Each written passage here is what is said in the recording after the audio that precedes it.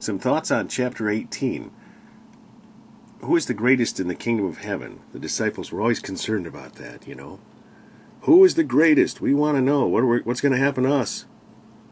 He asks them in 19, Well, I think Peter asked, and we'll get to that.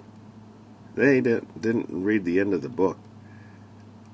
John did. Of course, he wrote it down, but we just read it recently.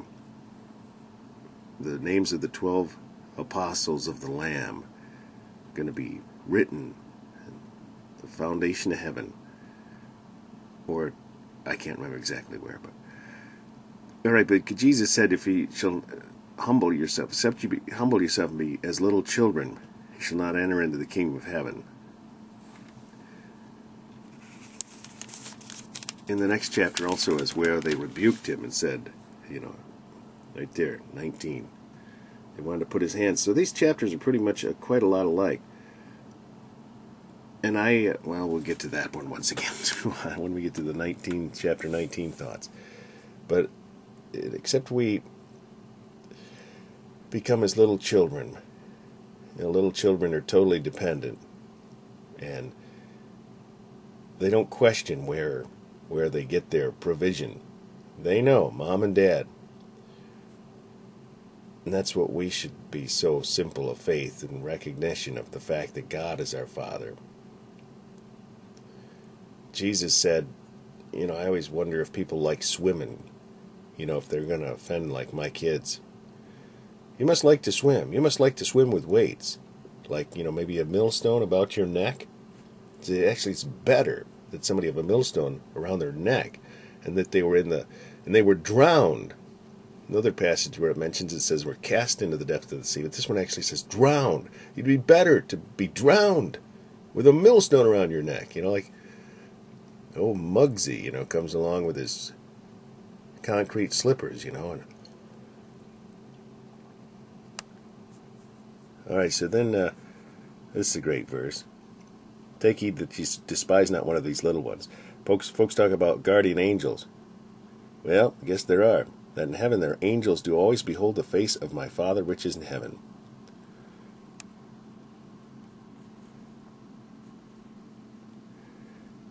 Now this here is great. It lays out how if somebody's got a problem with you, and it's if they've got a problem with you, not you got a problem with them. Of course, because we'd be spending all day talking to the people we got problems with.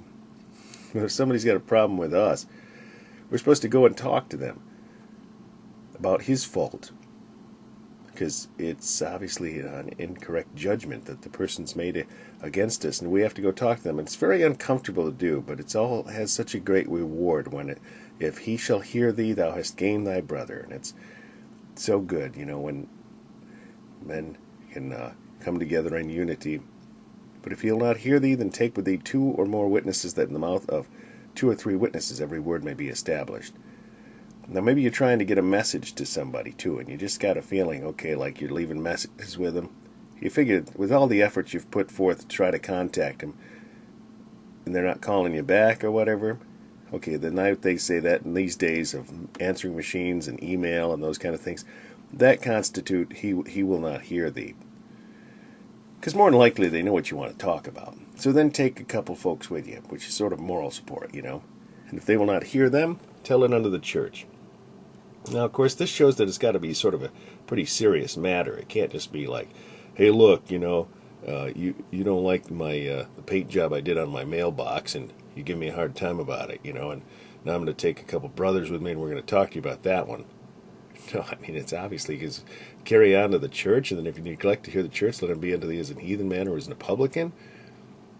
Come on, weigh the importance of this thing, and consider, is it really that important that you need to point them out, or bring other brothers involved, and then the church? Okay, let's see. There's one more thing here, I think. Oh yeah, so here's more examples of what it's talking about. How we're to be willing to forgive. Like, say if somebody comes to us and it's an issue with us, be willing to forgive and forgive the I don't know, or however you wronged somebody. So God warns us on the other hand, if we're not willing to forgive them,